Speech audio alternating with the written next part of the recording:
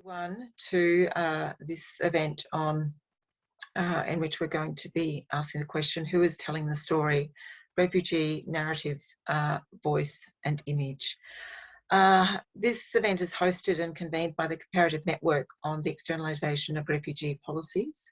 And I want to convey my apologies at the outset on behalf of Professor Filomena Murray, who sadly can't be here to host this event. She's visiting family in Italy. Unfortunately, the internet connection is incredibly unreliable where she is and likely to be so for the next few days. But I know that she will try to get here if she can through her phone connection. And if not, I know she's here in spirit. I just want to thank her so much for all her support in organising this event. As we gather here this evening or this morning, depending on where you are, we are experiencing a time of great change, living in a pandemic and with the impact of climate change. I'm reminded accordingly of the importance of honouring place, of where we live and work, and of the imperative which appears so pressing now to care for place and for each other.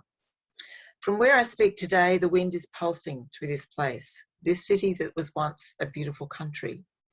Yet there is much that remains, from the river gums by the Yarra River and Darebin and Merri Creeks, to the sounds of wattle birds and the currawong, and the smell of golden wattle that's beginning to hang in the air as we approach another season. I'm grateful for these reminders of what came before European settlement, through what remains and what will always be here. In reflecting on this, I honour and pay my respects to the Wurundjeri peoples of the Kulin Nations, to their elders past, present and emerging, and to thank them for their custodianship of this country and to acknowledge that this land was never ceded. Importantly, we know that the displacement of Aboriginal peoples in this country and the refusal to welcome refugees here and elsewhere often are intricately connected, including in light of attempts to deport and exclude First Nations peoples. This event today is hosted by the Comparative Network on the Externalisation of Refugee Policies, otherwise known as CONREP. The project's co-funded by the European Union under the Erasmus Plus programme and Jean Monnet activities. There are 7 university partners that comprise the network: University of Melbourne, Deakin University, Gothenburg University, University of Western Sydney and Monash University, the Universities of Geneva and of Bologna. CONREP's work reaches the impact and effects of the externalisation of refugee policies in 2 regions, its activities in Southeast Asia and the Pacific, and the European Union and its member states' activities in North Africa. We know these policies exploit power symmetries to transfer state and regional obligations and responsibility for asylum seekers and refugees to neighbouring states. At their most destructive, externalisation policies can prevent refugees from reaching safety and breach their human rights. So these policies reshape the boundaries of sovereignty, they blur the lines of responsibility, and by avoiding legal and political responsibility, many states violate their legal obligations. Externalisation deflects responsibility. It transforms refugee protection and border control. At a global level, migration pathways are disrupted and refugees are often trapped in transit, placing them at risk. The accelerating phenomenon of externalisation characterising these tough border protection policies requires a comprehensive analysis by researchers, civil society actors, refugees and policymakers. Much of the activities of the network over the last 3 years have focused on 3 key areas of research, policy and advocacy.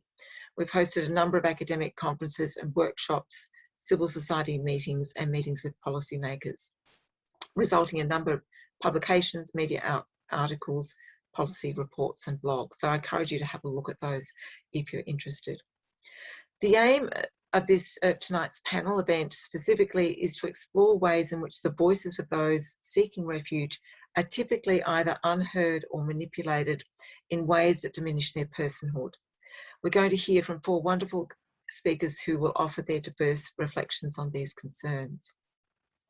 Before we start, I should note that tonight's event is being recorded and that audience members have the opportunity to submit written questions or concerns in the Q&A chat function, and we invite you to do so as the panellists are speaking. You can also tweet about tonight's event tagging @CONREP, all uppercase, _EU. So I'll begin by moderating this event and introducing the context. I should say just briefly about myself. I'm a lecturer in criminology in the School of Social and Political Sciences at the University of Melbourne, and my research over a number of years has examined the castle expansion, accompanying immigration detention and other border protection measures. Before turning to the speakers, I want to sort of elaborate a bit on this context for this event, which really grew out of a growing recognition of the problems associated with the representation, appropriation and consumption of refugee voices, and indeed even of the way the term refugee essentialises and reduces a person's identity simply to their experience of seeking refuge. At the same time, we know that the voices and stories of those seeking refuge are often unheard and unseen. When they are heard, they are at best often mediated by others who listen and observe from a distance. Often they remain neither seen nor heard at all. Who refugees are and their personal histories are distorted or even erased by media and political debates that frame them either as vulnerable victims or as undeserving criminals. In Australia, under the Howard Liberal government in the early 2000s, a government directive was issued to prevent the publication of people in detention who were seeking refuge. This act in itself was an implicit acknowledgement of the power of the image to generate public support and empathy. Some years later, current Prime Minister of Australia, Scott Morrison, insisted that refugees and asylum seekers be called illegal arrivals and detainees. Equally, in Europe, we've seen that toxic language and terminology has permeated many of the narratives about people seeking asylum. However, despite the evidence that images and individual stories can deliver powerful interventions into debates that seek to demonise people seeking asylum, they can also reinforce binary stereotypes of either the good, deserving refugee or the threatening, risky other. Both constructions are problematic.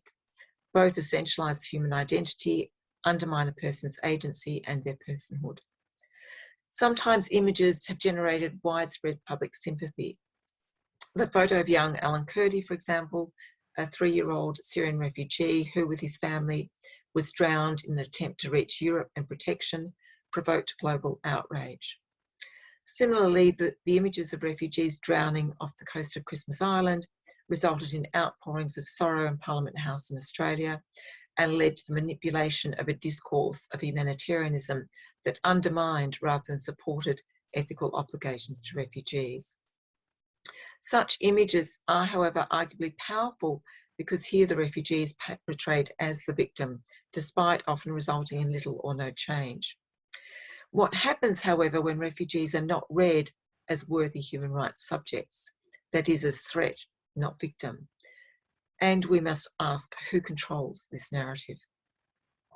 These tensions reveal an ethical challenge at the heart of research and advocacy relating to the rights of those seeking refugee protection. Who gets to tell these stories and on what and whose terms? In recent years, there's been a growing use by those seeking refuge of social media, writing and artistic mediums to communicate their experiences as both an act of resistance and as affirmation of their own personhood. Especially, it attempts to sort of ensure that this is unmediated by those claiming to represent them. For others, however, as one Syrian refugee recently remarked, and I quote, "The expectation of sharing one's story can transform into an obligation," end quote. When media and researchers seek out such stories, there can be an implicit narrative logic to the questions, i.e. tragedy to success, from hell to paradise. When heavily curated, such reporting can tend to marginalise or oversimplify the complex story of these, complex context of these stories. Speaking itself can also be a burden, exposing those seeking refuge to their trauma all over again.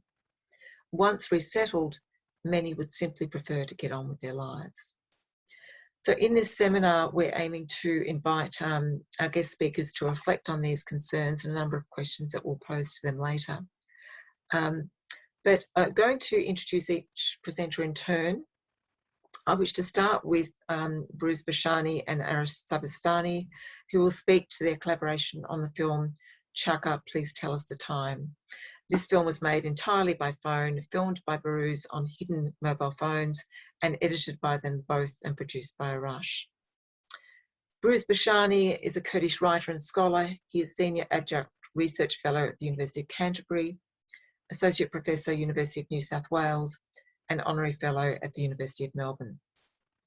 Behrouz's work has been widely published in both book form and in over 100 articles and pieces of commentary on the imprisonment of refugees by Australia. He's an honorary member of PEN International, winner of an Amnesty International Award, and winner of the 2019 Premier Writers Award for No Friend But the Mountains, Writing from Manus Prison. Between 2013 and 2019, he was imprisoned under Australia's Pacific Solution 2 policy, a policy which exiled asylum seekers arriving by boat to prison camps in the Pacific. Arash Sarvestani is an Iranian filmmaker who in 2009 moved to the Netherlands to study fine art in Rietveld Academy in Amsterdam and now resides in the Netherlands with his family, young family. He worked with Behrouz to produce the film Chaka, Please Tell Us the Time in 2017, and since then has produced another film reflecting on his own experiences and processes involved in making that film in Tall Fences, Taller Trees. This latest film, described by Arash as a monologue I have of the Mediterranean Sea, also delves into his relationship with Behrouz in the making of Chaka. Behrouz and Arash, thank you so much for being with us today. I want to ask begin by asking you to talk a bit about your reflections on how in the making of Chaka you sought to disrupt conventional narratives and how important was the film as an alternative method to writing or advocacy. And in the posing that question, I also encourage you to speak sort of with freedom about the film rather than just be limited to that question, but might help kick off discussion. Thank you. Yeah, thank you very much for having us. I think, so first of all, I should mention that I am happy that after, I think it's 4 years or 5 years of making the movie Chaka, Please Tell Us the Time, still we should talk about it. Still we are able to talk about it, and I think that is that shows that how this movie is important in the history of migration in Australia, and also how is important to record a part of Australia history and how Australia has been treating the refugees. So I think that is really important that still, the discussion is going on around this movie, and sometimes I and Arash get invited to speak in the events about it, after 4 and 5 years of making the movie. I think the movie, now that I look at it, I think first of all is important historically because we recorded that, that prison camp that we are talking about, Manus prison camp, now doesn't exist anymore. They demolished the prison camp. I visited that place later with some advocates. We went there and we visited the prison camp. It was just a jungle there, and on that time I remember I was sitting on the beach and just look at the place that I was in prison for many years, and I was thinking about this, that how that was important to make that movie, because they demolished the prison camp, they demolished the fences, they demolished the rooms and tents, and so I think that is important, that at least we have a movie, that still is useful, and after that Claire, you know that some artists approached us, some researchers, some people who are working on different projects, you know, still they need to watch that movie. And I think that is important. That shows that we recorded something, you know. And so that is my approach to the movie. On that time, of course, when we were working on the movie, I think the aim was to expose the system. The aim was to, you know, make people aware. The aim was, you know, share that story. But later I realized that I think it's difficult to create change, because now still after many years, still the policy exists. You know, the policy is there. So that's why I thought that it's important that we look at it in historical way. And I think Arash knows that. He can talk about it later, that now the movie, some places they demand to have the movie as one of the most important documentaries in the about, which made about the history of colonialism in Australia, you know. Acme. Yeah, Acme. Yeah. So you can talk about it. You have more information about it. Acme is going to do that. But generally, what I can say about the movie is not only about the refugees. You know, the movie is about actually, the movie is about indigenous people on Manus Island as well, which are a part of this story, but always they forgotten. No one talk about them. The movie is about how this policy established on base of colonialism mentality. The movie is about identity. I mean, indigenous identity on Manus Island. The movie, you know, is not only about the refugees. That's what I want to say. And that part which is about the refugees, and we talk about the refugees directly, actually we just gave a platform to the refugees to share their stories, you know, to talk in front of the camera and tell their stories. And I think that is important. We can talk about it later more. So just that is my general understanding of the movie. Just I wanted to share. I think what Arash is good at, Arash talk about the way we made the movie. Yeah. So yeah, thank you for having us in this webinar. I can tell you a lot about the film and how we made it, but I want to say a bit about how it was made. It was made with transferring more than 10,000 minutes of voice messages in 6 months between me and Behrouz via WhatsApp. So there was nothing else there. So there were not any live discussion between Behrouz and me, nothing. There is all those 10. It's funny because you can just listen to those 10,000 minutes of the voice messages and realize how we made the film.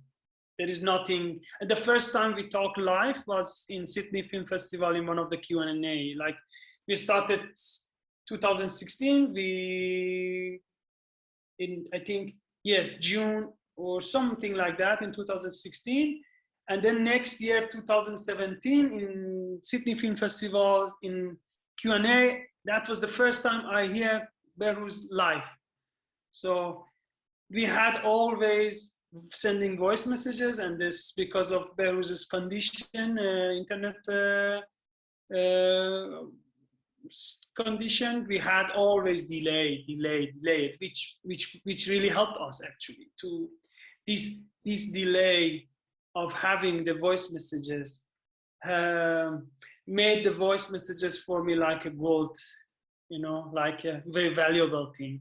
When we talk live with someone, we lose half of the discussion because we always think what I have to say, what I have to say. But when you get a voice message and you wait for it for 10 minutes or so, then it's like, oh, what is that? I want to, and then you can listen to this many times. So that really helped to make our relation more. It is difficult, huh? What I say, it is very difficult, this kind of works, but it really helped. All the difficulties was at the end made a benefit for our film.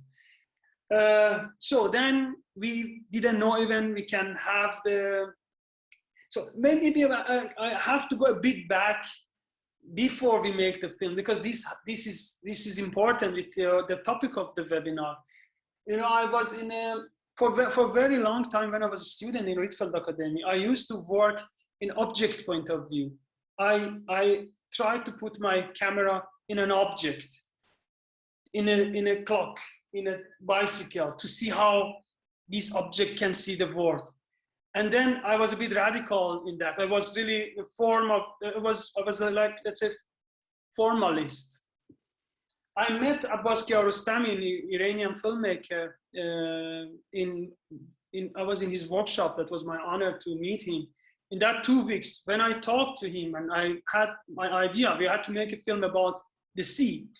And then he realized I'm on that way of making film. And he had some tricks. He changed me. He said, you have to make this is good, what you make, but you have to change it. You have to see people, we have to see people in your film. And then I was like, I have to work on people who are objectified, with the media, with the politicians, with you know, people who are somewhere and then we don't know their story. People like refugees, because the film was about the sea. So I went to the school beside Mediterranean Sea and I talked with kids. They said very beautiful idea about the sea. And then I said, oh, those kids in those islands, do they think about the same? Do they think about the sea the same as these kids? That was the engine to find someone. And then I found Behrouz. He said, no, it's, and then you see, okay, Behrouz is a very, very special person. I'm sure I could find other refugees and work and make something together. But Behrouz has something very special. He could come, I could see sometimes when I had talked to him, I could see he is there. He suffered with all those, let's say, torture and the condition he is in it, but he can come up and look at everything from the other perspective. He can be one of the refugees, but also he can see things from another point of view, which is difficult to look from that point of view to the whole circumstances. So then it was easy for me. I just wanted the camera to go there, but then I saw, no, it's a valuable person there. It's not just putting the camera there. Behrouz can be involved with this story and we can make something together. It's not like just finding someone, give camera to him to make something for me. No, there is someone there who is philosophically, how do you call it, artistically. Also, he knows the philosophy of the whole circumstances. So we can share ideas, we can talk together. And this WhatsApp thingy really helped us, because I think 10 years before we couldn't make this film. Then we had to share ideas, and then in some point we also see we can have share the videos, because we really didn't think we can, Behrouz can send video to me. via WhatsApp, but it happened. It came with a very low quality, but there was something. Then at some point you could see, oh, we are two filmmakers sitting behind the edit table together, because shots were there. Okay, I was editing, but for every single thing I had to have talked with Behrouz, would make some edit, send it to him, and then he was like, ah, this is edit. Oh, I take that shot that day and I took that shot the other days, but now in the film, they are beside each other. Then he had some idea, oh, now I go and make this and this shot, and then make that and that shot, then maybe we can put them together to make this line. You know, then we had to talk a lot about different stories and different lines. It was amazing. Many people, when they hear, oh, okay, he took some shots, the guys edited it. No, it wasn't like that. It was really, really close relation between two filmmaker, two creator. So I can talk a lot about it, but just I want to say one thing. I remember one of the first talk we had with Behrouz, it was the first message I had from Behrouz. He was angry of an Australian lady who was a journalist or advocate, I don't know. He said, yeah, you know, the lady talked to me, said, do you also laugh in the detention center? And he was so angry that, what do you think?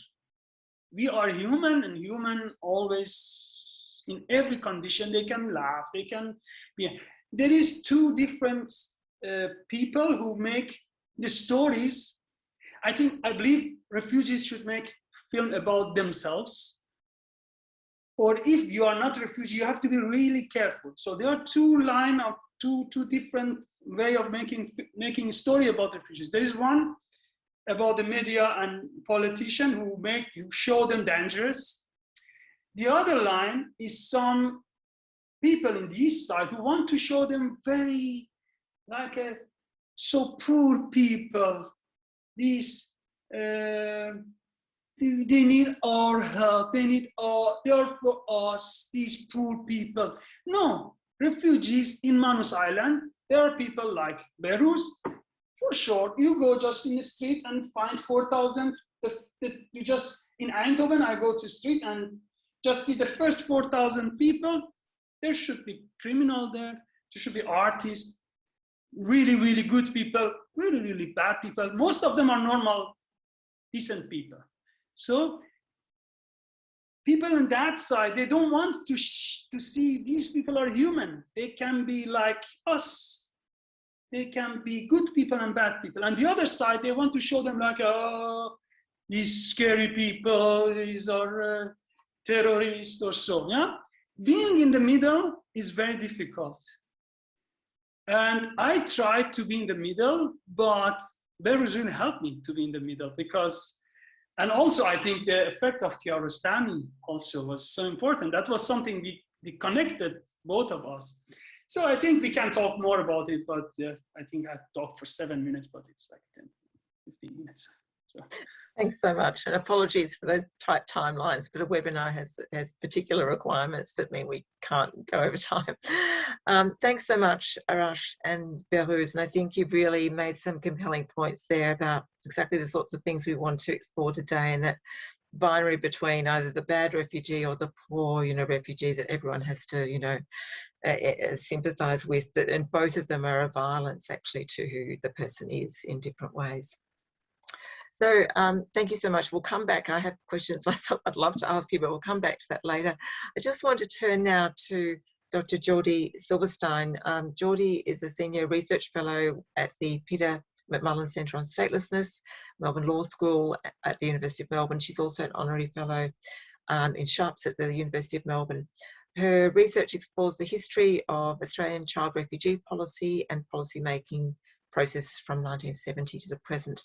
She focuses on the dominance of ideas, discourses and practices of care and control. She recently won a really significant award for her article, Refugee Children Vote Boats and Drownings, A History of an Australian Humanitarian Discourse, which is a very powerful article. I urge you to read it. Geordie, you've written extensively about the figure of the child and how this is deployed in humanitarian narratives, including most recently how it's served to privilege the idea of the white saviour and to diminish our ethical obligations. So just wondered if you could talk a bit more about this and your own research in relation to these themes. Thanks, Geordie. Thanks, Claire. Thanks so much to you and Phil and Conrad for having me here. I want to start by acknowledging that I'm coming to you from the lands of the Kulin Nation, pay my respects to elders, past and present, to acknowledge that sovereignty has never been ceded and that colonisation continues, and to think about these deep links between colonisation and border control.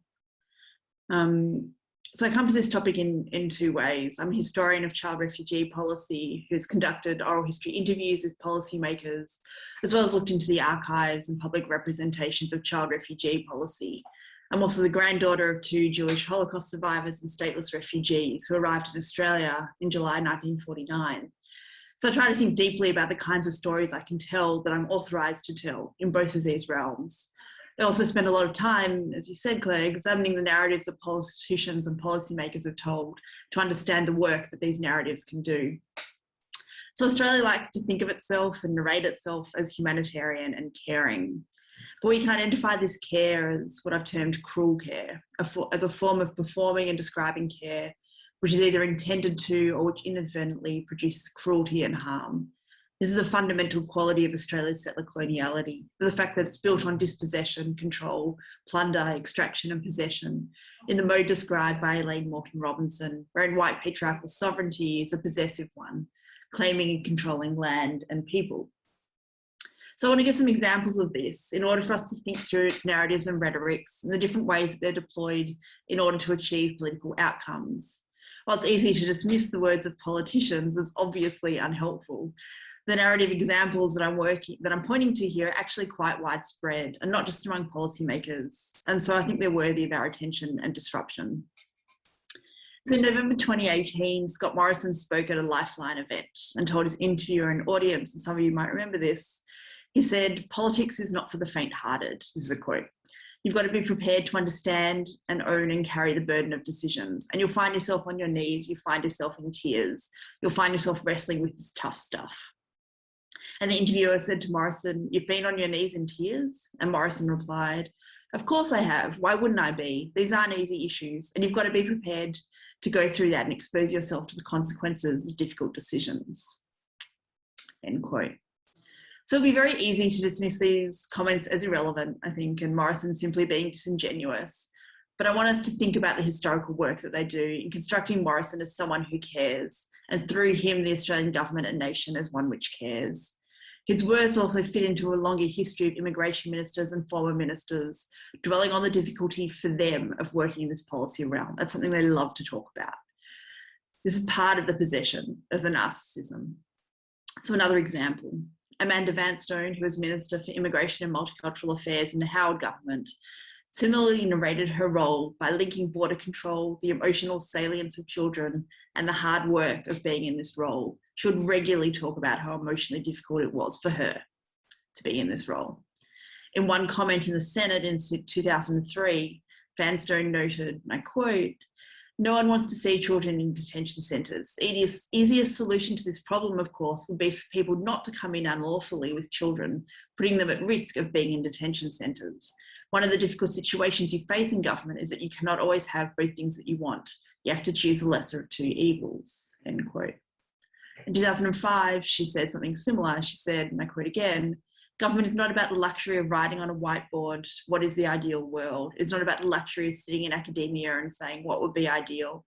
It's about what must be done in the national interest at this time and what is fair," end quote.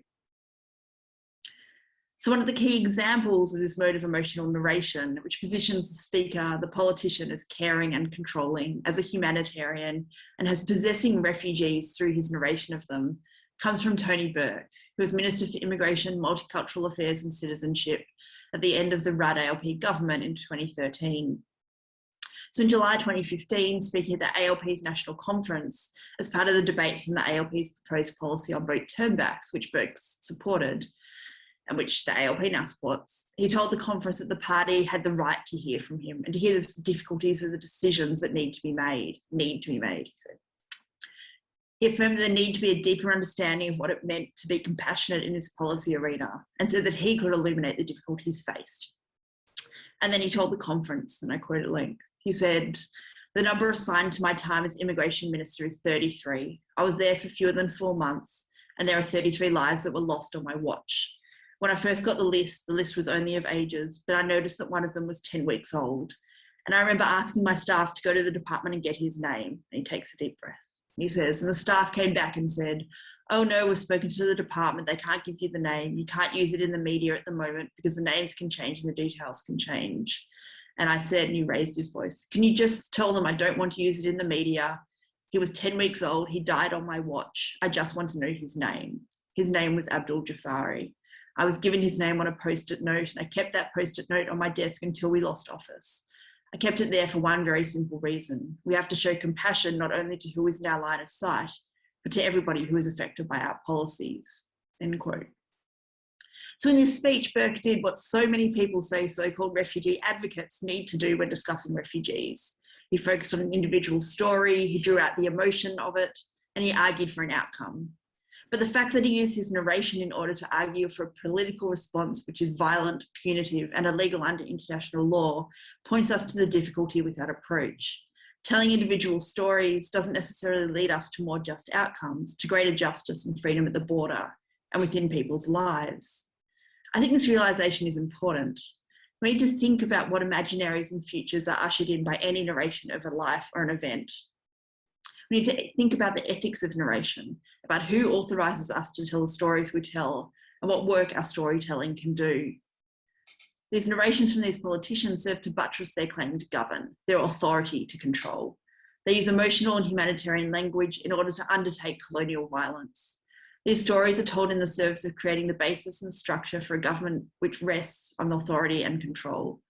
In the mode of white possession and white saviours, politicians and many so-called refugee advocates regularly tell refugee stories in order to extract from them. It's clear that we need to find new ways of telling stories. So I find myself coming back again and again to my grandparents' migration story, to the documents that I've found in archives in Australia and Poland that tell me information about their lives during the war and in its long aftermath. The work that they undertook to come here and be naturalised. Through these searches, I've pondered what it means to encounter one's family members in the archive. And then also, what does it mean to encounter someone one has no relationship to or with in the archives? What relationships do we have with archival holdings, with the stories that are held? What animates me is the unresolved and unresolvable, I think, question of how to tell the stories and the histories of others ethically.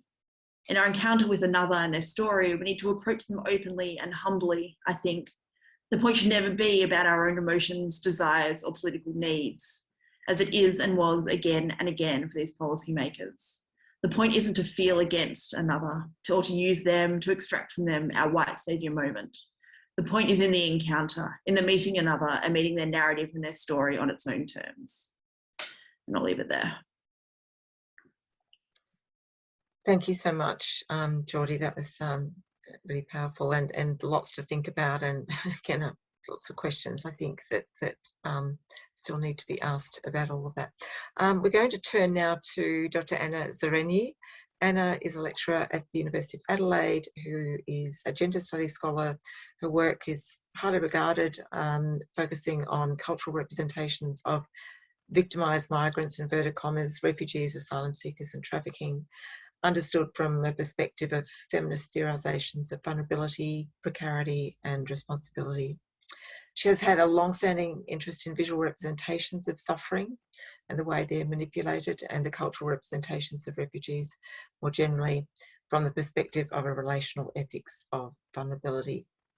And we look forward to hearing about your work on visual representations of refugeehood, for want of a better term, and how this works to essentialise individuals while also producing them as objects for consumption. Thanks, Claire. I'll just say that I'm very happy to be in such illustrious company today. I'd like to begin by paying my respects to the Kaurna people, on whose land I prepared these words and where I'm sitting now. Also to the Ngadjuri and the Ngunnawal peoples of the mid-north of South Australia, Those are the people whose land and water my colonial ancestors stole. So it makes no sense to me to say thank you to them, but I certainly acknowledge their sovereignty, and by means of that, my own illegitimacy in a large sense. But to refugees, I want to begin with the classic refugee story. These are the stories, they're familiar, commonly circulated by the UNHCR, the International Organisation for Migration, the Refugee Council of Australia. They're stories that are often explicitly organised around a pre-existing refugee narrative, from persecution to flight, to rescue and resettlement. Often with multiple examples under each heading, as though they're interchangeable, as though the story always goes the same way.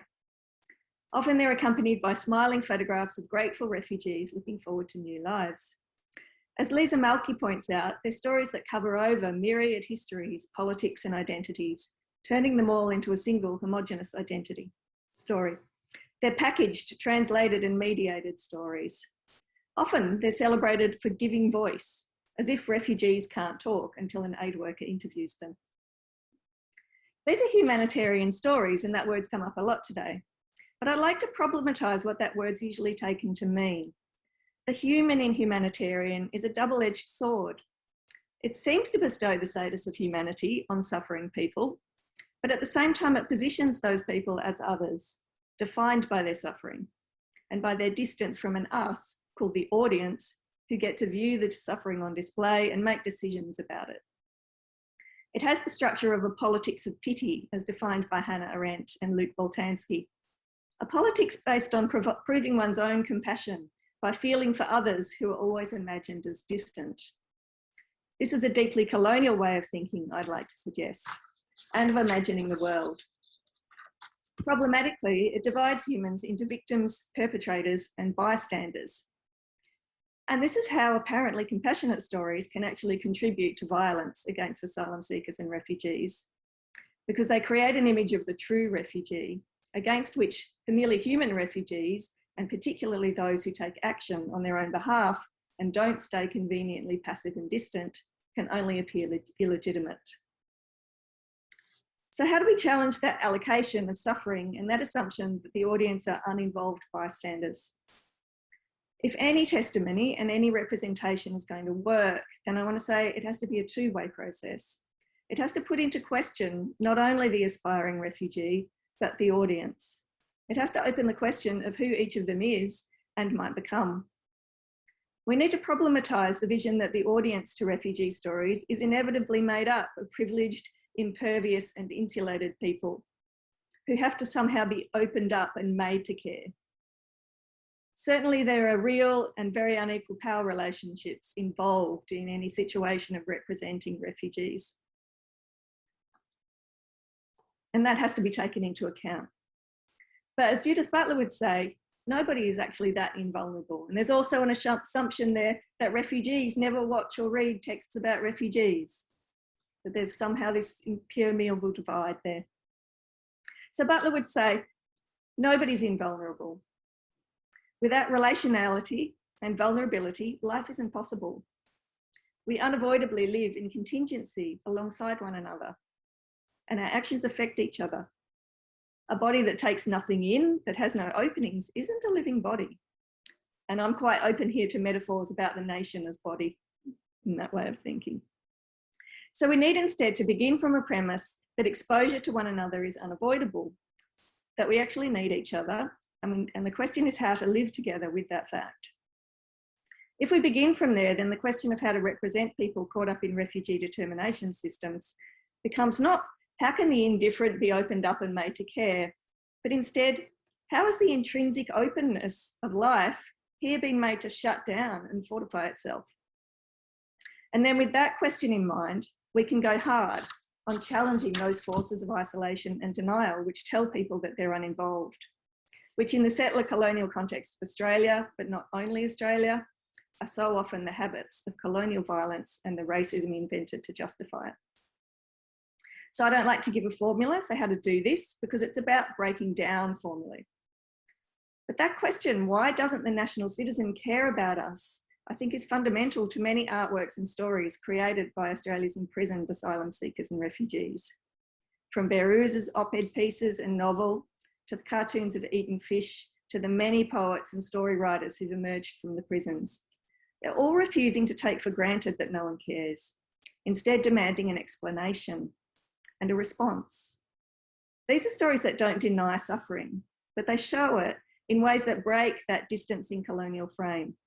Often they speak to us directly in the second person, you, looking back at us, including us in the picture. They ask pointed questions about exactly who's in need of more humanity. They reconfigure the narrative, stopping at violence instead of rescue, often as they have to because they're not out of the violence. They show us perpetrators instead of rescuers, and often those perpetrators look quite a bit like ourselves. They foreground relationality, not just between us and them, but also between themselves, showing how they depend on one another's support to survive, memorialising one another when they don't. They resist closure. They're often immediate, broken texts, but also poetic, poignant and political. Above all, they problematise that distance around which humanitarian stories revolve, showing it's not the starting point of the problem, but actually the aim of the system. But I don't want to stop in celebration, just in celebration of those stories, because I think we have to be careful not to simply swap poles in the dichotomy, demanding that asylum seekers and refugees become artists before we respond to them. Because not everyone can be articulate. Structures of violence do render people voiceless, even speechless. Not all experience can be easily spoken. The non-verbal actions taken by asylum seekers in Australia's immigration prisons bear witness to this. Silence, lip stitching, setting fire to yourself, drinking detergent and burning out your larynx. Those actions can't be called voice, but they do testify just the same if we listen to them. So ultimately, what I wish for is that we learn to respond to one another even without the perfect story. To do this, we need to try to educate each other in not expecting to be seduced and enticed into caring, to understand that representation isn't the cause of ethical relations. The ethical relations are always there. We're always already in them. And the fact that people are held offshore, forced into distance, literally denied any possibility of life other than serving as a message to future asylum seekers and citizen voters, doesn't remove that ethical implication. It deepens it. If, as Australians, our security is dependent on the camp, then we're a community defined by the camp. That much is inescapable, and hence, so is the ethical entanglement that it implies. So that, I think, is the only ethical way to listen to refugee stories. Not as missives from those who are distant and other and have to be remade in our own image before they count, but as stories from amongst us, from amongst those who maybe once hoped to live among us, in a world in which we're all vulnerable to one another's actions and in which we all need conditions of sustenance and support in order for our lives to be livable. Thank you very much, Anna. Actually, you've given us a lot to think about, I think, and as you were speaking, I was reflecting on a number of intersections between what all of you have said and how those might be. We might start to establish some of those connections and tease out some of those comments that you've all made at this event so far. Just at this point, so if anyone in the audience would like to post questions in the Q&A, feel free to do so. I might start off by posing some questions. I did have some kind of set questions that I thought I might pose, but I might leave those till later. I wanted to start actually by start with you at the end in a way, Anna, to build on your comment that, or your question around this apparent need to be enticed into caring by stories, and how there is this kind of expectation or almost imperative for stories to be able to in order to generate empathy or kindness, or just treating people with respect. And I wanted to throw that over to Arash and Behrouz here, because in many ways the film Chaka, Please Tell Us the Time, I think what's most astonishing about that film is it doesn't seek to do that. It does something quite distinct from that. It doesn't play on that enticement that Anna talked about, and neither does it play on that kind of humanitarian discourse that gets manipulated in the end by our political leaders. So how did you, in making that film, because it's and for those who haven't seen it, I really urge you to see it. The University of Melbourne has a copy online, so go and watch it if you can at the university. You managed to achieve a portrayal of life at Manus, which is not reducing those experiences to a story that's kind of trying to generate an overly emotive response. Would you both like to talk about that a bit? Yeah, I think I should talk about this actually. It's very important that identity, you know, is a key concept here in this context. So the refugees actually, they are resisting, or they are fighting, or they expect to treat in a way to actually recognize and acknowledge and respect their identity as a human being. I think that is a very you know, key concept in this context, and which is relied on dignity. You know, you cannot treat people you know, without respect and acknowledge their dignity, without dignity. And I think that that is the main concept in that context. You know, in the movie Choke Up Please Tell Us the Time, actually, you know, we are talking about the tragedy.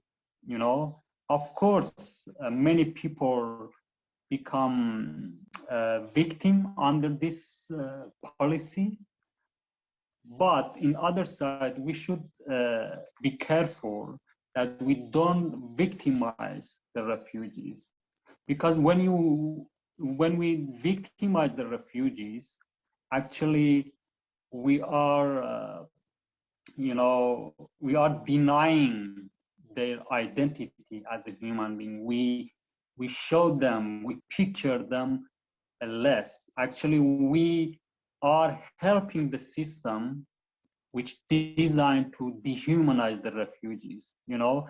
And when we victimize the refugees, actually we help the system and we help the process of dehumanization. So that's why I think we should work in a different way, just to respect with dignity. And in the movie Choke Up, Please Tell Us the Time, actually it's very easy in that circumstances. We are talking about the tragedy to victimize people, but in the movie Choke Up, Please Tell Us the Time, we try to don't do that. We try that our camera, we don't use it as a weapon. We try to just create a space for the refugees to share their stories. We don't tell their stories. I think that is very different, you know, because the problem actually I have with photojournalism sometimes, and you know, with journalism language and perspective, is that they treat the refugees in a way that they are not exist. I mean, they deny their identity, you know, and the camera in that context is like a weapon. The refugees are just some subjects without identity, without humanity. They are like just some two passive subjects. But actually the refugees are not passive, you know, in that context. So everywhere, even inside the worst detention, the worst prison camps in Australia, even among the detention centers in Australia, the refugees are resisting, and they have their,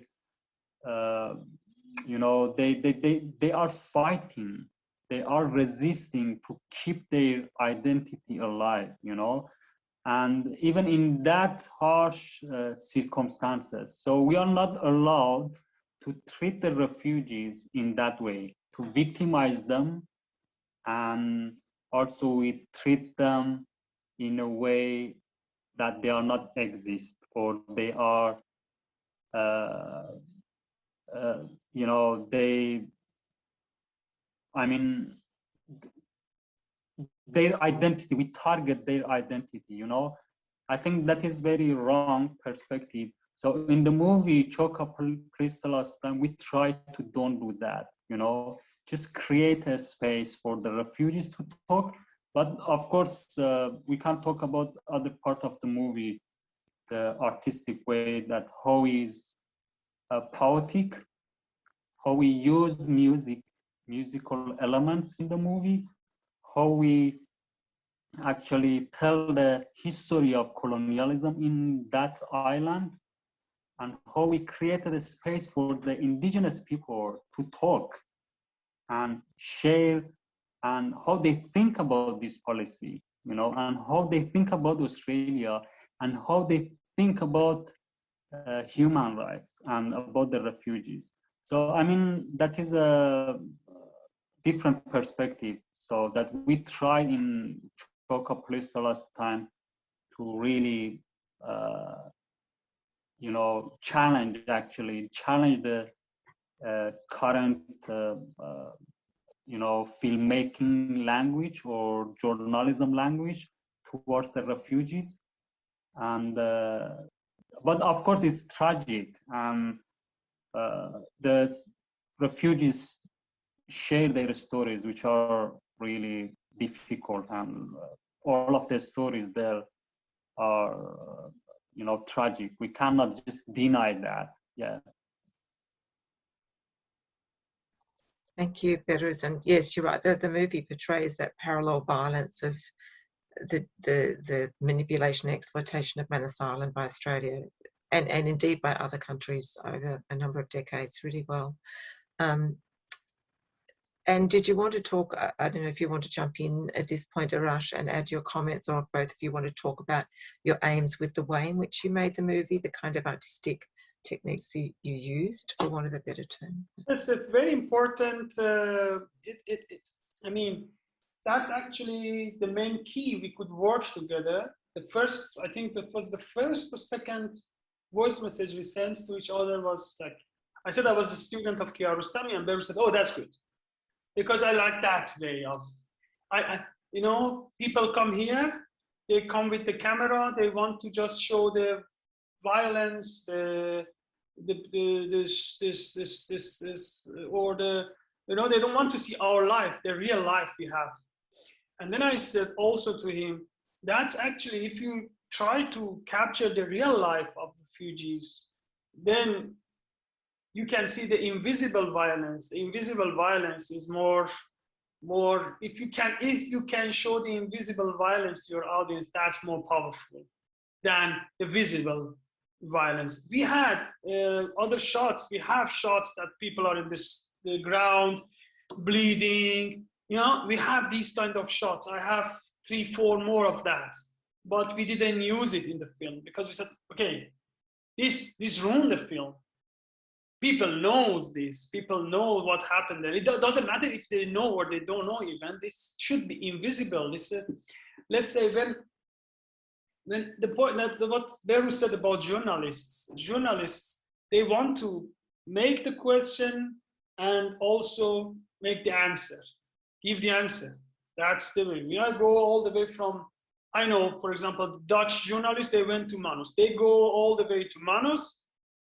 They're not going to make question and come back. No, they go to make the question, also the answer, show it to the audience, push it in their mind. I don't say it's bad or good, but that's not our job. We wanted from the very beginning to make the question and leave the answer to the audiences. And there is techniques to how we we can show. And then, as Behrouz said, it's very important. It's very, very important. These are, we had talked a lot about these point that if there is even 1 second in the film that a person says something that maybe he's now okay with it, but later he said, I wouldn't like to say this, we took it out. No, the dignity is so important. Even with locals, they said something about, yeah, because when they sent refugees to Manus Island, they said, oh, these are cannibals, they are going to eat you, blah blah blah. They said to all of them to make them scared, and they said to locals that, oh, these are terrorists. So there are terrorists coming here, and then they said to refugees that these are cannibals. So we talked about this with locals, and they said no. In the film, the people, those two locals, they talked about it. But then later we said, we don't need to talk about cannibalism or so. It's not about our film. Let's take it away. We don't need it. Our main focus was to show the real life of refugees there. We didn't want to show the violence. We wanted to have it invisible in the film, which is more powerful. And to make questions, then if you make it like this, then it becomes poetic. Because that's a poem. Poem, you need to have some metaphor. Yeah? We use metaphors. And then when you use a metaphor, people think about the metaphor.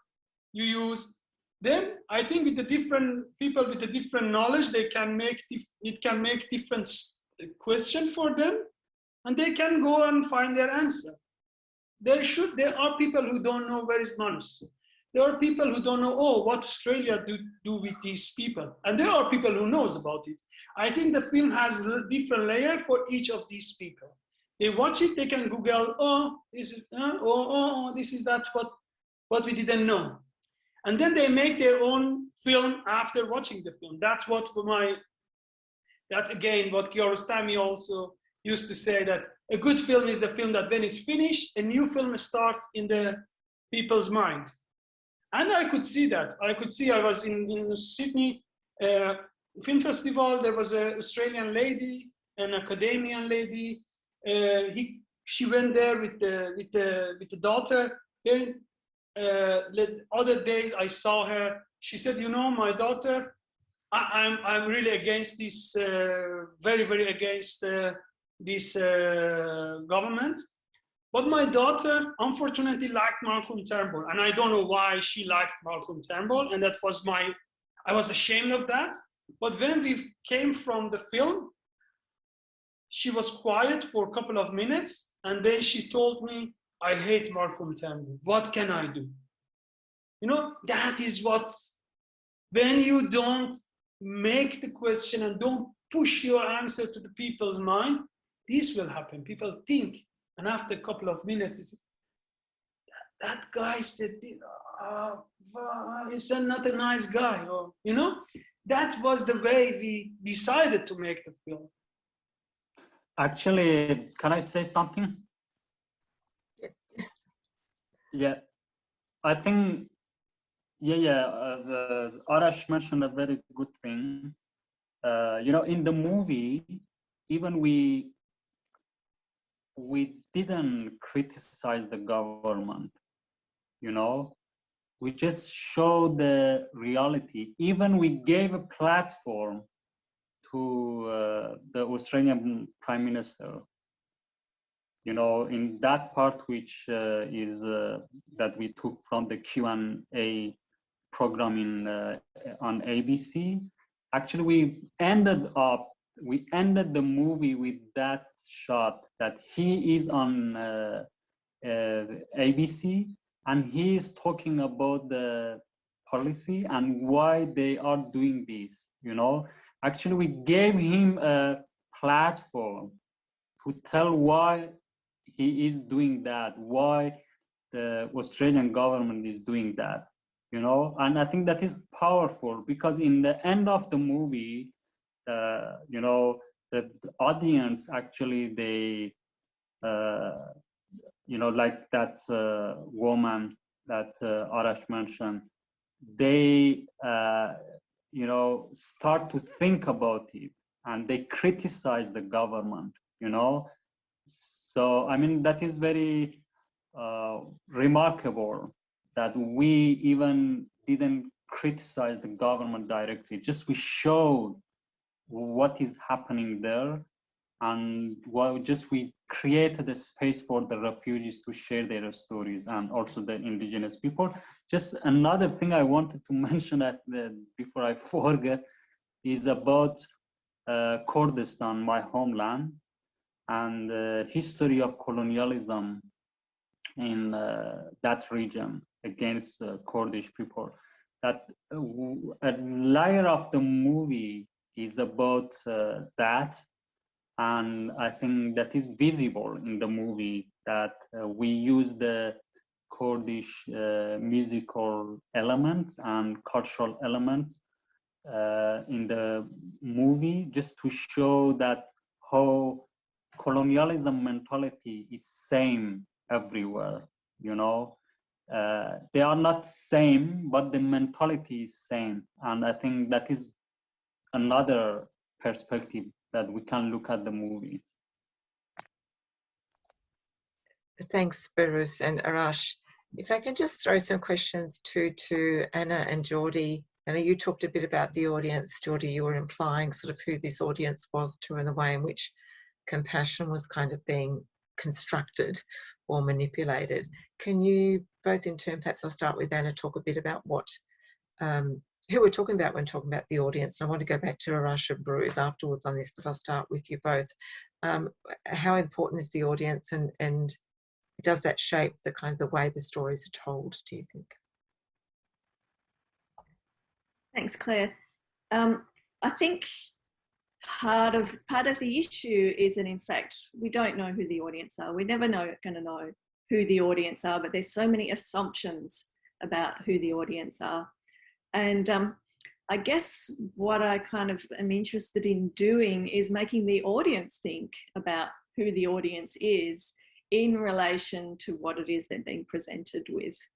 So, and maybe, you know, to go to Arash and Behrouz's example, you know, in a sense, that daughter who liked Malcolm Turnbull and then didn't like Malcolm Turnbull, in a sense, she becomes something different from seeing this event. And that's what I really like to kind of see, that possibility kept open. So I you know, Behrouz and Arash have just talked a lot about kind of not going for full transparency and not making everything really visible and exposed, as if you can tell the whole story.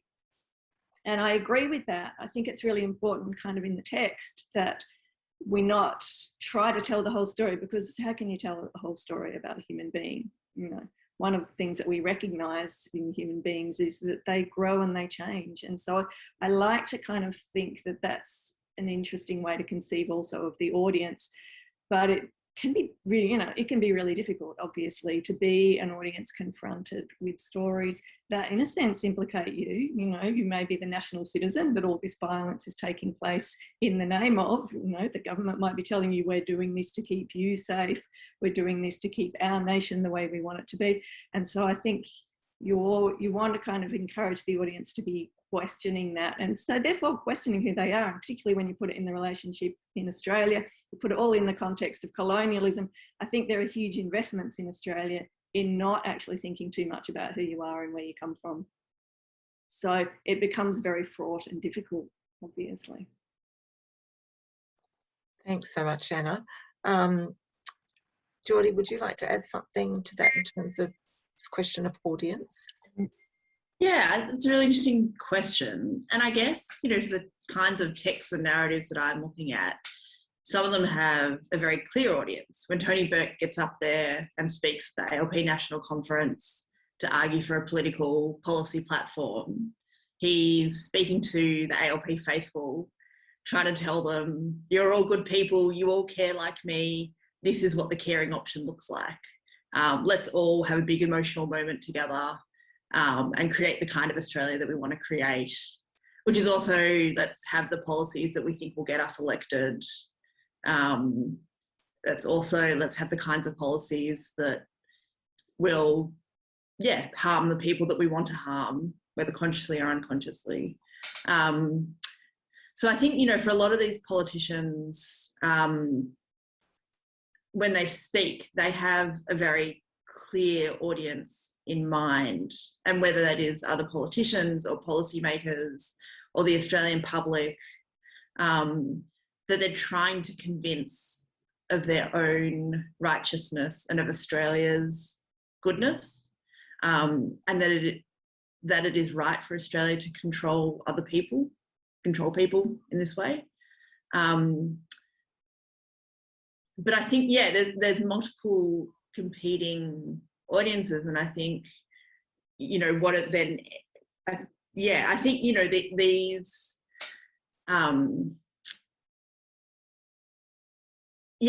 think in lots of ways, what things I'm looking at reveal much more about the speaker than about, what a potential audience will hear. And there's things like, you know, I've written a bit about a piece of legislation that Andrew Wilkie, who's a independent MP from Tasmania, and he, a few years ago, he introduced a piece of legislation called Ending the Nation's Shame Bill. And it was about, you know, having better refugee policies. And he's, you know, sort of centre left. And so there was nothing, you know, we don't need to critique the contents of the bill, but this calling a bill like Ending the Nation's Shame, as though that's possible through legislation, and that a kind of emotional release is the task. And he knows he's not, you know, he's an independent, that bill is never going to pass Parliament. So it is this kind of performance, I guess, for his constituency, for sort of the, like, essentially pro-refugee movement, of saying these are the kinds of terms on which we can talk about refugees. So it is about having this emotional moment together. I might leave it at that. Thanks, Geordie. But I think that question of who the speaker is too is really critically important, because there is an assumption about who the audience is there too. There's a question in chat from Anthea Vogel. I'll get to that in a moment, but I wanted to ask first Arash and Behrouz a similar question about audience, because I was interested, Behrouz, you said earlier that the film was made and often great expectations of making a difference, but we still sadly see the same policy in place. Can you tell us a bit about who you imagined the audience was for this movie, or hoped? I think I should mention what Anna says about questioning, and how Australian people should think about this and question that who they are and where they come from. I think what is important is, I think people of Australia are not brave enough to question themselves. They are not brave enough to question the mentality of this policy, or the mentality of these politicians who established this policy. You know, after many years, unfortunately, still many people think and accepted what the government say, that they are doing this because they want to stop the boats, they want to stop people dying on the sea. And that's why, and if we release the refugees, the boats will attack our country. So I think if just people would be brave enough to question this, that I think we could create change. We could, you know, expose the politicians more and this structure, because what I believe is that the whole policy is based off a huge and a big lie. You know, one of the biggest lies in the history of Australia is that, you know, I just recently, I wrote a story about it, you know, on 19 July anniversary, that I explain how this policy is lie. You know, they are lying, and but people are not brave to question that. But regarding the audience, I think I should mention the book No Front But the Mountain. And you know, I was just working for unknown audience. You know, I didn't imagine, I didn't write, or I didn't work on this movie. I didn't work, but journalism works were different because I was targeting the Australian public directly. But this kind of works, the movie, the book, and all of that, I didn't imagine the audience, you know. So the audience could be anyone, you know. And once again, I should mention that, you know, at the beginning, 8 years ago, when I smuggled a phone into the camp, I was telling that to Janet that I'm writing, I want to write, I want to expose this system. And even if only one reader read my works, I write for that particular person. You know, that was the way I was working. And I think all of the people that I was working with them, they were thinking like that. Arash, Omid, Tawfiqian, I think he has that perspective as well. Hoda, other people, Mones, you know, everyone that, anyone that I had this opportunity that I worked with them, they were thinking in that way. Just target human being, people who care, who think, who want to think, and even people who don't want to think. Thanks, Behrouz. Arash, did you want to add something to that in terms of audience? I think you're on mute still. You're on mute. No, Yes. I come from Shiraz. Shiraz, I mean, my parents. Shiraz is a city of poem. We have two really important poets in the history of maybe Persian language. So I understand the power of poem. How, if you use it in a right way, you can have more audience. If you can, I don't know about you and the British poem. I think it should be the same. When I was 7 years old, hear a poem from Hafiz or Saadi, I didn't know what does that mean. I just knew that it's so beautiful. Then after some years, I could understand something in it, some words, and after some years, it depends of your background, of your knowledge. You get more things from a poem. If you can do the same with film, then you can do the same with your audience. There are people who know nothing about the issue, but there are people who have no knowledge. They have more knowledge and more and more and more different knowledge. So then, if you can make your film, let's say, poetic or with metaphors, as Behrouz said, we have like Kurdish singing in the film. There's a guy who sings Kurdish. We don't know why. We don't know who is this guy even. But what he sings is like, oh, I'm a person who who has no, there is no, have all the, I don't remember the exact singing, what he said, but when you see what he says, it's like, it's the story of all refugees, but he talks about Kurdistan. The singing is about Kurdistan, but you see, okay, that can be the story of that Bangladeshi also refugee, also the Somalian one, the Iranian one, all of them. It's in that poem, that singing. So you use it, you don't explain about it, but it will touch someone. It will touch many people. So if you can make the different layers in a poetic way, also you don't lose your strong political points, but you say it in a poetic way, then you get more audience. But some people maybe don't like it. I had some people, I visited some people that they hated the film.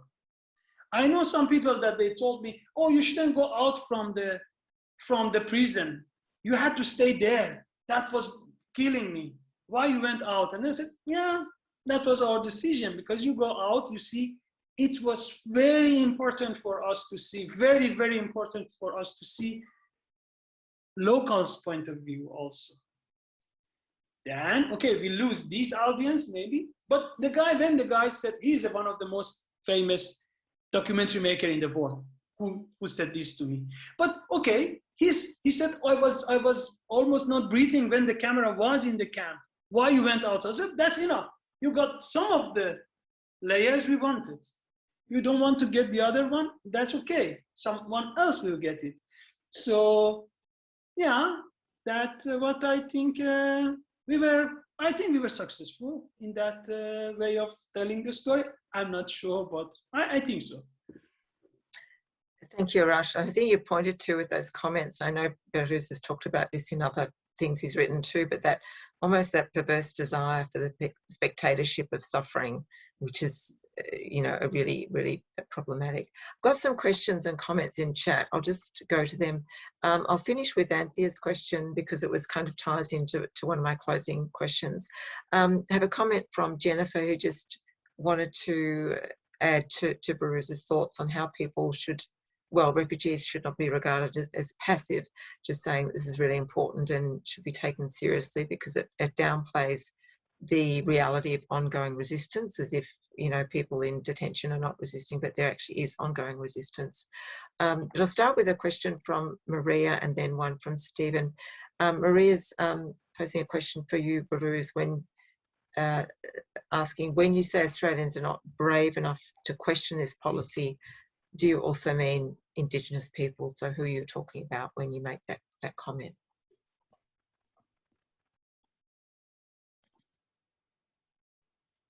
Do you mean that they don't question the way that the government or the system has been treating the Indigenous people? The question is, when you were talking about the Australian public not being brave enough to challenge this policy, which Australian public are you talking about? Are you talking about all Australians, or you including Indigenous people? Of course, I'm not talking about the people who marginalized or the minorities. So I think the marginalized people that, you know, they definitely have a different perspective. And of course, they have been, you know, fighting and struggling against the same mentality for hundreds of years, you know, and we just followed them, you know, we just came recently. And so, of course, the Indigenous people and, you know, other people, the minorities in Australia, I don't mean that, you know, I mean the mainstream, you know, the mainstream in Australia, they don't question that. And so, yeah. Thanks, Behrouz. We've got a question from Stephen Caruana, who Perhaps I'll throw it open to everyone here before then we go to a final question. Stephen says, do you think it's also important to hear the stories or hear from the people who work in these camps as well? So we see from time to time that whistleblower voices arise, but that often comes at great cost. Would these voices help expose this kind of invisible violence that you were talking about earlier? I think, Arash, the kind of everyday violence that isn't understood. Would it help counter this kind of tendency to create the good versus bad binary? Maybe I'll start with you, Geordie, given you've worked with some, if that's okay. Some people sort of talked about their stories, not necessarily people are speaking out about or resisting violence, but whether it helps to hear these stories as well, particularly from people who have spoken out about this kind of violence. If you're happy to answer that. If not, I mean, I'm much more interested in Behrouz's take on it. But I think from my perspective, and I think also like this is also the challenge as a non-refugee, migrant background historian writing about refugee policy, is that these voices, the whistleblower voices, are not the most important ones in the space. And oftentimes, because it's people in professionalized jobs who are often white, the media likes to hear from them and takes their testimony as more authoritative than refugees' testimony about what is going on in the camps. And I think that while it's important, whistleblowers do have an important role, I'm wary of the space that they have taken up. And the ways in which their voices have been and experiences and ideas have been embraced. I don't think inherently they can counter this good and bad binary. I think that's something that some people might be able to do and others may not. I think that, they can speak to certain ideas of what the camps are, but they know the camps very differently. I think there's no getting away from the fact that, if you're a healthcare worker who worked for IHMS in the camps, you're part of the problem. And you might be a whistleblower, but you are part of the problem. There's no ethical way to work in these camps in the first place. And people have taken those jobs for all sorts of reasons. But I think, I guess I would caution against it being seen as a redemptive act for whistleblowers, that it can absolve them of any culpability. And I say that I think we all have culpability. I work at a university, at a colonial institution. I tell particular kinds of stories and I take up particular spaces, and we all have to reckon with our involvement in the settler colonial system. So it's not something I'm putting onto someone else that I'm not taking on myself. But yeah, I guess that's what I would say. I don't think it's whistleblowing is an inherent good or bad. I think it sits somewhere in a grey zone. Thanks, Julia. Yeah, can I say something? Yep. Okay. Can I say something? Yes, I was going to pass to you then. Thanks. Yeah.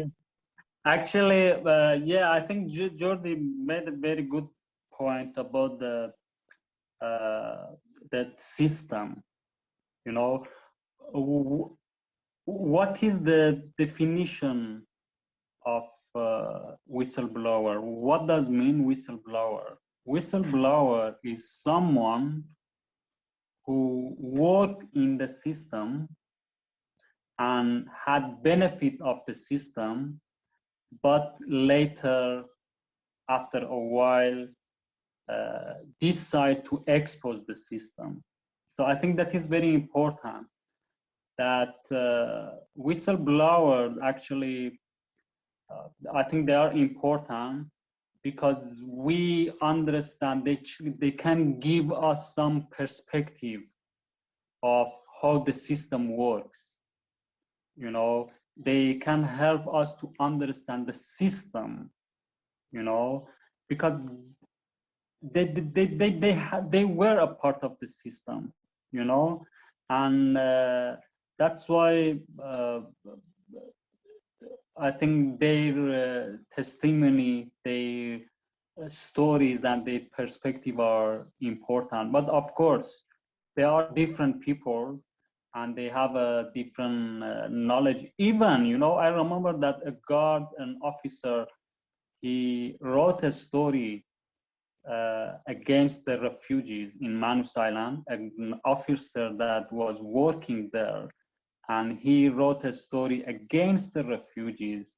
And he obviously was a racist person, and he didn't hide that he's a racist person. So he hated the refugees and wrote a story. And I think that story was important as well, because that story gave us a perspective of the system, or at least a part of the system, how they think about the refugees, how they work on that system. And I think that is very important. So any kind of perspective in that context is important. But of course, the refugees are first, because this system designed to torture them, not the whistleblowers or that officer or people who are working there.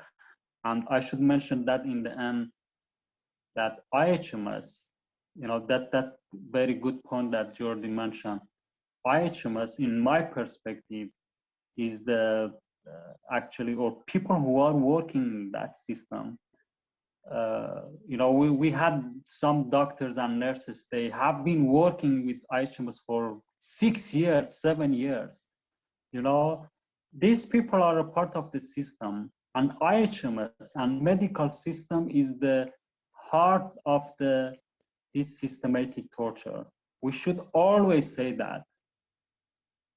After the IHMS and medical system, we should talk about other companies and other part of the system. Medical system is the main part of this systematic torture.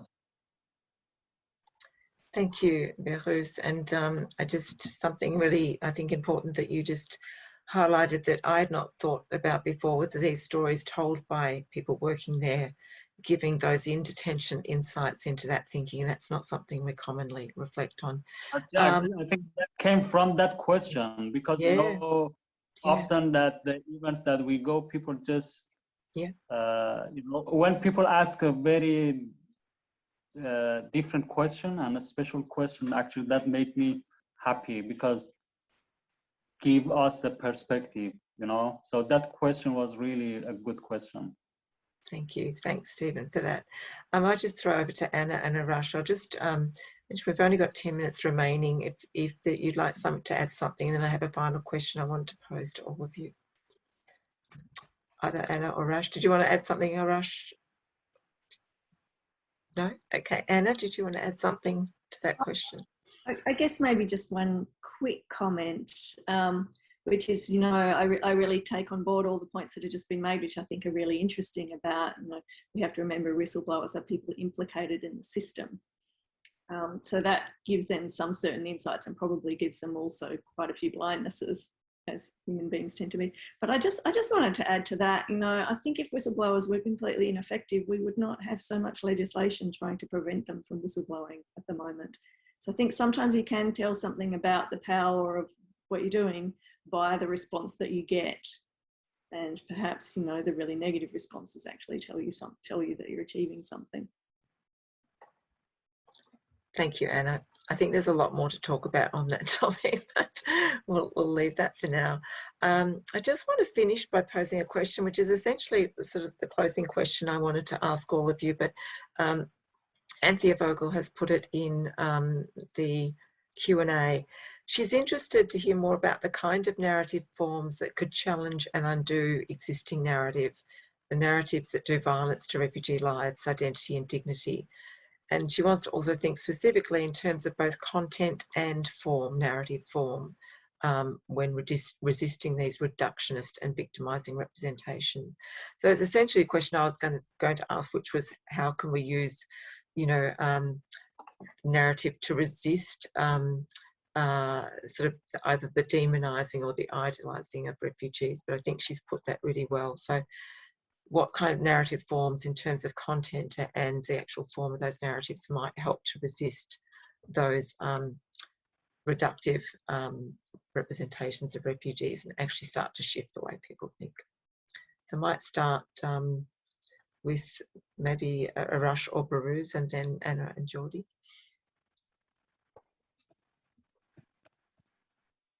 Yeah, I think, can I say something? Yeah, you know, no one is perfect. So even people, you know, like me or Omid, Arash, people who have been working in this field. So we are learning, you know, and for example, for me in Manus Island, so at the beginning, I just was working with the, because I didn't have idea about Australia, you know, so it took a time, many years that I learn and, you know, develop my knowledge and understanding of the system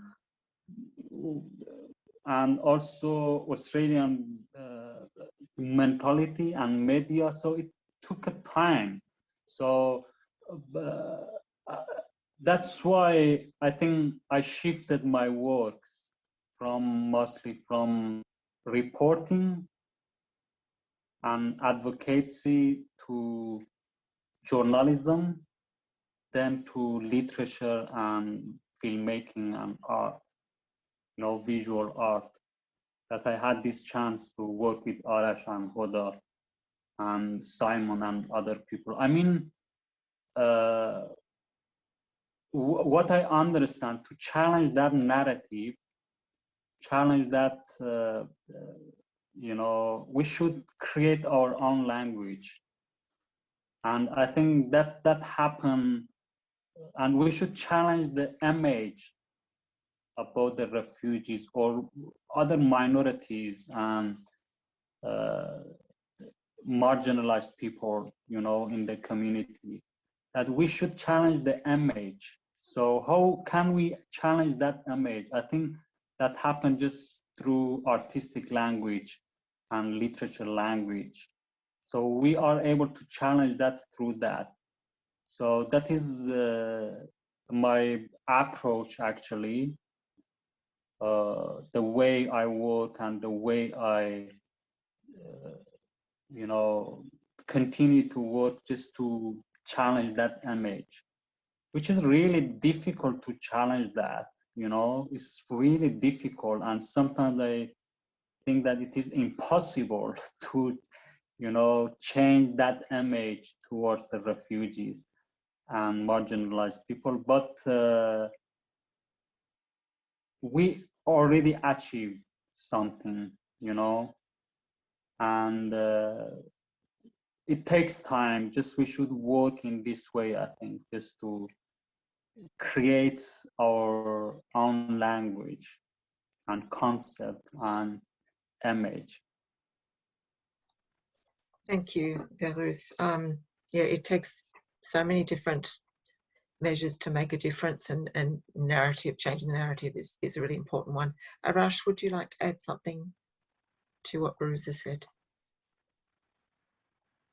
He's perfect. He says whatever I wanted to say. So yeah, no, really, not really. It's very, I mean, if you have the chance to hear Behrouz's voice messages he sent to me, it's amazing. You cannot cut it. There is nothing too much. You know, sometimes when I was listening, okay, I wanted, because I use these voices, some of them in my next film, Tall Fences, Taller Trees, and then I wanted to cut them. There is nothing to cut. He's just saying whatever. He is perfectly saying all the points. I mean, if you hear what he says in Farsi, he expresses himself much better in Kurdish and Farsi. So, but even English. So it's nothing more to say.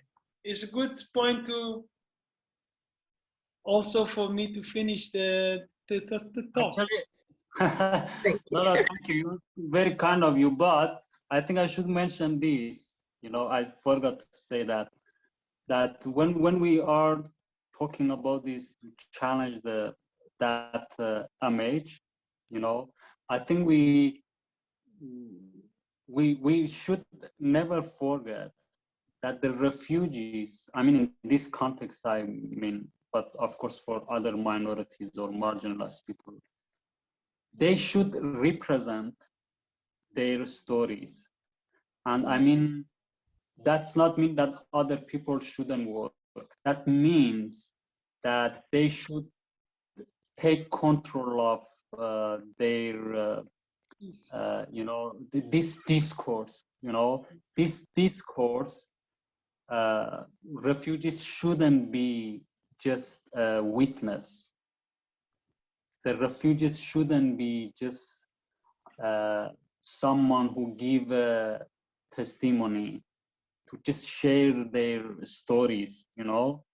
They should, I think we need the refugees.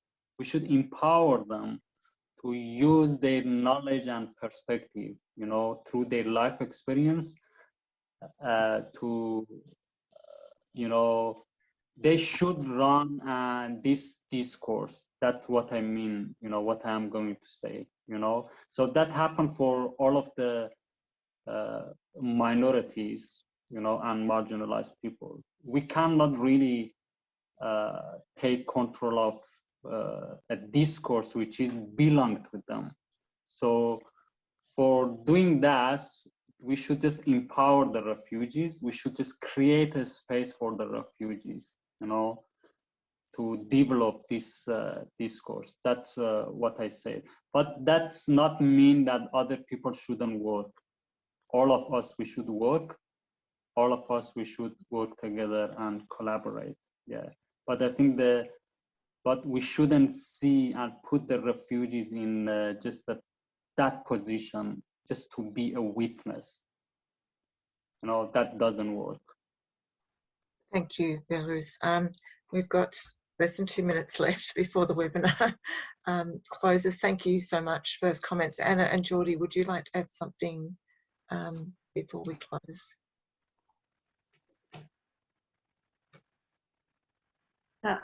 I guess I'll try to be very brief. I'd like to second what Behrouz said, I guess, and just by doing that to just point out that because part of how the colonial structures work is that certain people are meant to be doing the looking and the deciding, and other people are the looked at and the decided about, that as soon as you kind of hand the control over to the looked at, then you do tend to get interesting kind of reconfigurations of those speaking positions and viewing positions. And so it can be really productive. All I'll say, just one other thought for people who maybe are more in the position of kind of the more mediating role, that Judith Butler said something that I often remember and I find really useful. And she says, if you really want an ethical representation, you want a representation that shows its own failure to represent. So that if you're in the mediating position, you're not saying, here is the transparent truth of what I have discovered, and I'm now showing you like I'm the expert. Instead, you're going, here is something, but here are the limitations of what can be known and seen about this. Thank you so much, Anna. That's great to close on before we just turn to Geordie. Thanks for those comments. No? Okay. I feel like we're only just got started in this conversation in so many ways, and there was so much more that we could have explored. Unfortunately, we need to end the discussion here. Thanks to everyone for coming today. Please join us in thanking these remarkable panellists, not only for their contributions today, but their ongoing work. The event's been recorded, and we'll send a link to the recording to your networks and for you to share in the coming weeks. Thanks again for joining us. Good evening, good morning, whatever time it happens to be, wherever you are. Thanks very much again. Thank you.